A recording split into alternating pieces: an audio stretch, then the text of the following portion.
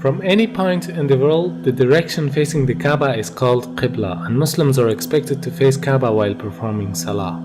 For most of the people who don't know the wisdom behind the holy Kaaba, it seems like Muslims are worshipping this cubic black house. That's why many of them ask the question, why a Muslim should prostrate towards a rocky house like the Hindus who are worshipping idols. Now, what is the difference between Islam and other religions in this regard? In Islam, there's a rule that if someone does not know the direction of Qibla or he has no possibilities to verify it, then he can pray to any direction he thinks is correct. No Muslim ever worships the Kaaba when you offer Salah. Kaaba is the Qibla, it is the direction.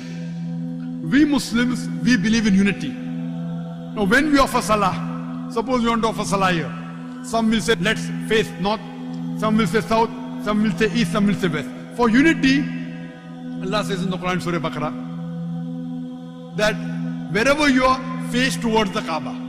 So Kaaba is the Qibla, it is the direction. So we are facing in that direction, but no one worships the Kaaba.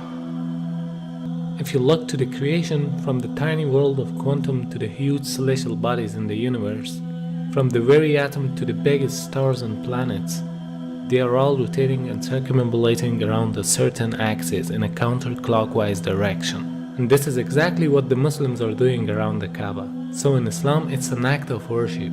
It means in nature everything is worshipping the Almighty Creator, but not the body which is in the center of the circumambulation. This represents the unity in the whole creation.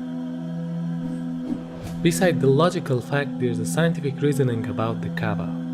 When a person puts his head on the ground towards the Kaaba, the harmful charges would be released out of his body in a perfect manner, and it causes the body to balance its energy system. To know how it works, first you should know about the concept of the golden ratio. The golden ratio is a proportion of a longer distance to a shorter one, which is equal to phi constant, 1.618. This ratio is also called a divine proportion because the Almighty Creator has used the very same proportion in a great number of events. For understanding how the golden mean provides an energetic field, you can take the example of the galaxies or planets, which emits the energy from the center point to the outer edges, just like a nuclear which balances the energy system with the electrons which are rotating around it. It means they are taking the negative energies and giving the positive energies for a balancing purpose. وبالتالي عندما تطوف أنت تشحن معلش سبحان الله هذه حقيقة. Now the investigations show that every day our body collects electromagnetic charges from its surrounding which are harmful for us. And these charges concentrate to the forehead, meaning the frontal lobe of the brain, which causes depression, headache, laziness, mental pressure, and even more dangerous problems. This forehead part of the brain is known as the frontal chakra, throughout which the body takes positive and negative energy. It is observed that these harmful charges can be released by putting our head down on the ground. But for a better result, we should put the frontal chakra of our body in a direction towards the strongest energetic field of the earth, meaning the Kaaba. Dr. Andrew Newsberg studied the brainwave activity during the prayer. He found some direct impact on several brain locations. The benefits of prayer are incredible.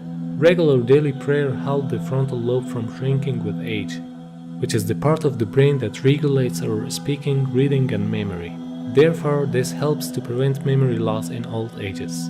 A perfect form of meditation which brings us to a state of tranquility.